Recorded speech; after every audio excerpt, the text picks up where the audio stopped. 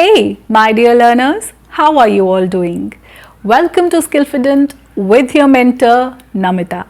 And today's video is going to be a real English learning video. A video in which you'll be able to take your fluency journey to the next level. I'm going to talk about the usage of certain words which you always find very difficult. I read one of your comments where you were asking me about how to use someone, somebody, anyone, anybody, everything, everyone, like that. I know there is a lot of confusion. Well, I am talking about indefinite pronouns.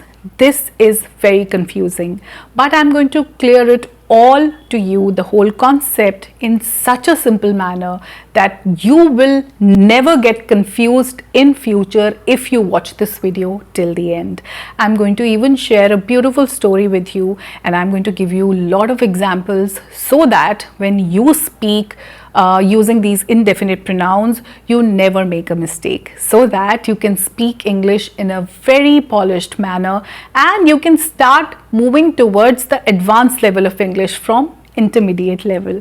So let's start the video, and in the end you're going to tell me whether it was a great learning experience for you or not.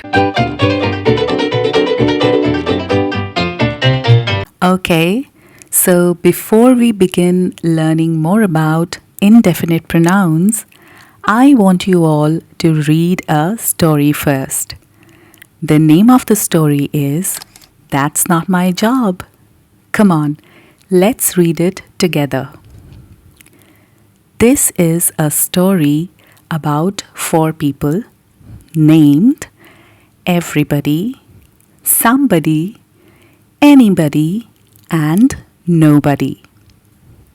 There was an important job to be done, and everybody was sure that somebody would do it. Anybody could have done it, but nobody did it. Somebody got angry about that because it was everybody's job. Everybody thought anybody could do it, but nobody realized that everybody wouldn't do it. It ended up that everybody blamed somebody when nobody did what anybody could have done. So, I believe that after reading this story, the concept of indefinite pronouns is a little more clear to you. Now, have a look at some of the indefinite pronouns in English. Anybody, everybody, nobody, somebody, anyone, everyone, no one, someone, anything, everything, nothing, something.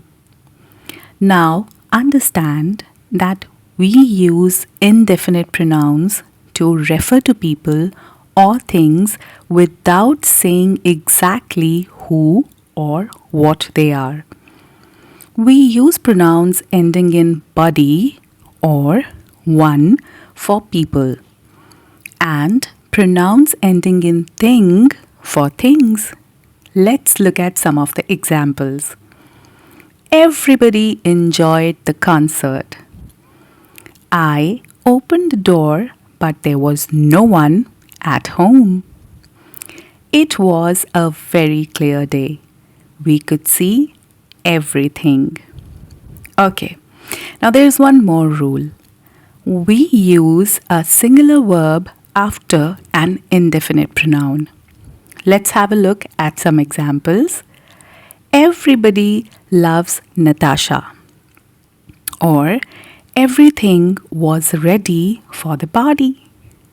And when we refer back to an indefinite pronoun, we normally use a plural pronoun, like they. Hear this out. Everybody enjoyed the concert. They stood up and clapped. So we used they here to refer to everybody. One more example for you. I will tell somebody that dinner is ready. They have been waiting a long time. So, again, we have used they, which means to refer back to somebody, anybody, etc. They, them, and their are used with singular meanings. Example, nobody came, did they? Here, the pronoun they refers back to nobody. Somebody left their umbrella in the office. Here, the pronoun there refers back to somebody. Okay, you need to be very careful with negative clauses because we use pronouns with no, not pronouns with any. Okay, like when I say nobody came, this is correct. But if I say anybody didn't come, that is going to be incorrect. And we do not use another negative in a clause with nobody, no one, or nothing. Like, we cannot say nobody didn't come.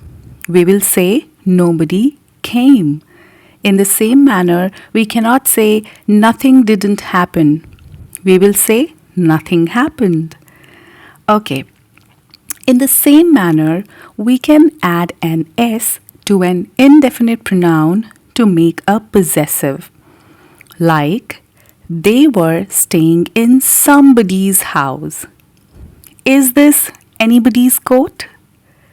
And we use else after indefinite pronouns to refer to other people or things. Again, some examples for you. All the family came, but no one else. We end it here. If Michael can't come, we'll ask somebody else. I think this is somebody else's coat. So this is how we use else with these pronouns. Tell me if you are being able to understand whatever I have been trying to tell you till here. I hope you are fine with this. Let's move ahead. Now, my dear learners, I want you to understand that there is no real difference between somebody and someone. Similarly, there is no difference between anybody and anyone, everybody and everyone, or nobody and no one. Now, when we use body, that forms, like whenever we form something with body, it is a little more informal. If I say, there is somebody at the door, it is completely equal to there is someone at the door. If I say, is there anybody? It equals to is there anyone? Some and any. How do we use them? The difference between somebody and anybody, somewhere and anywhere, something and anything are the same as the difference between some and any. The words somebody, something, somewhere, etc. are used in affirmative clauses, whereas the words anybody, anything, anywhere are used in negative and interrogative sentences. For example, there is somebody at the door. Did anyone come? I don't want to go anywhere too expensive. If you need anything, just tell me. When these words are used as subjects, they are followed by singular verbs, like everybody loves her. Everything is ready. Somebody is normally used to refer to only one person. If we want to refer to more than one person, we use some people. Have a look at these examples. If I say somebody wants to meet you, it is fine. But if there are more people, I would say some people want to meet you. I hope that I have been able to clear your doubts regarding indefinite pronouns. Have a look at this exercise that I have for you.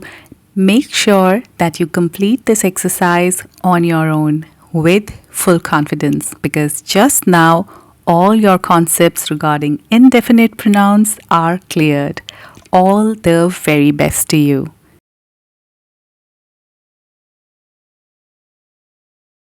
Alright, so this was all about indefinite pronouns. How was your experience? Well, now you have an exercise with you. You can zoom the screen and the exercise would be there in front of you. Sit with a notebook and pen and start solving it so that you can evaluate your own learning. I am pretty sure that you won't make any mistakes. If at all you feel that you are making mistakes, then you can send the whole exercise done to my email ID, which is there in the description box. You can send it to me. I'll give you feedback. So this kind of video actually is going to help you a lot in your self-learning journey. Let me know in the comment section if it was helpful or not. I'll see you in my next video. Till then, take care of yourself. Bye-bye for now.